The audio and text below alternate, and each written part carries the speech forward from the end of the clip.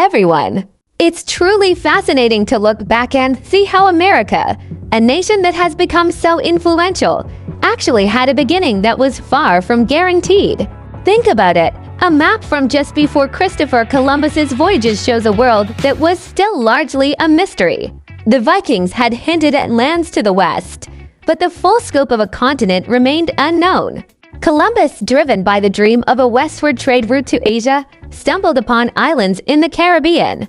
While he didn't find the spices he sought, the allure of gold was undeniable. He even mistakenly called the native inhabitants Indians, bringing back tales of riches to the Spanish monarchs. This quest for wealth led to a fascinating division of the world: Spain and Portugal. After Portugal discovered a route to Asia around Africa, drew a line on the map, claiming vast territories based on their proximity to this line. Portugal focused on Asia, building a massive trading empire, while Spain turned its attention to the Americas, particularly the regions rich in gold, silver, and established populations. North America, lacking these immediate treasures, was largely left to its own devices by the Spanish for a considerable time.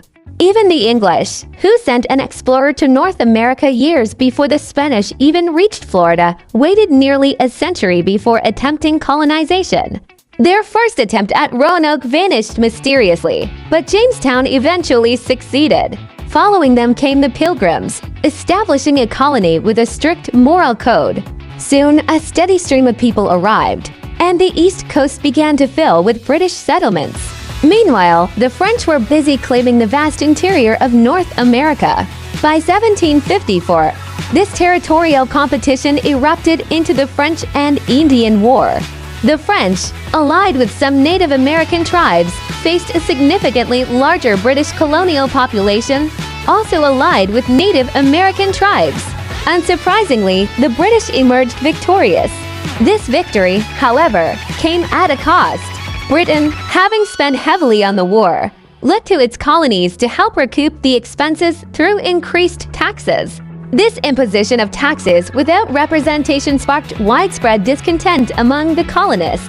What began as a disagreement over taxes escalated into a fight, and then into a revolution.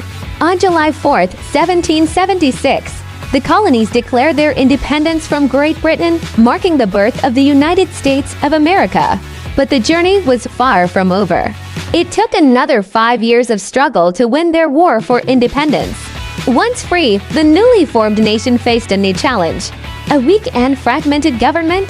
The 13 colonies, now essentially 13 independent entities, struggled to function as a unified nation.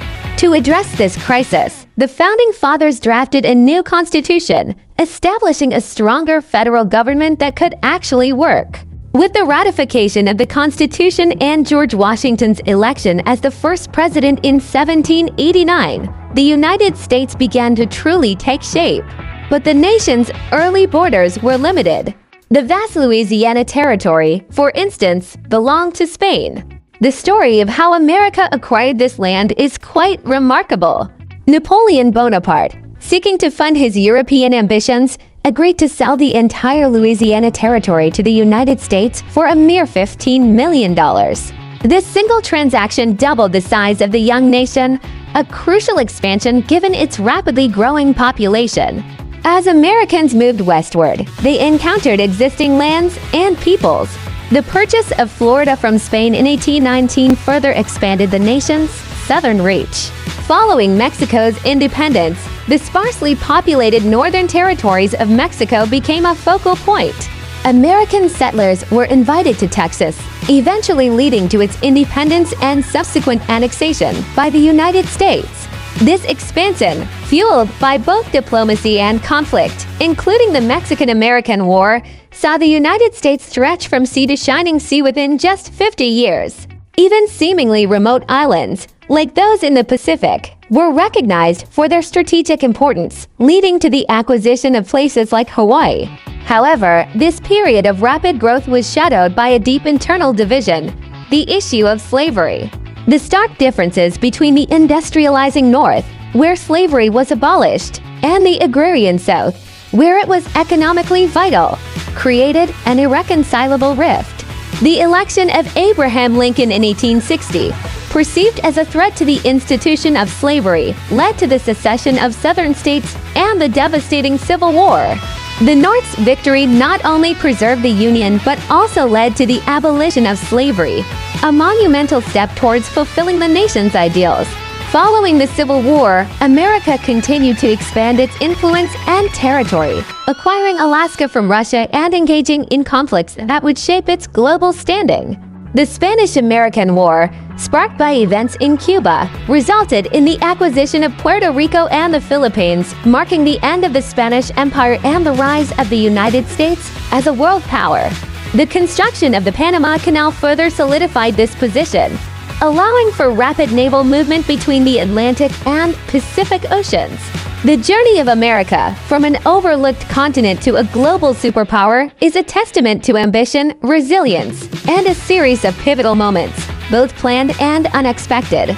It's a story filled with exploration, conflict, compromise, and profound change. If you found this journey through American history as captivating as I did, please consider subscribing to see more explorations like this. And if you're eager to dive deeper, I've left some helpful notes and clarifications in the description below. Thank you for joining me on this incredible historical adventure.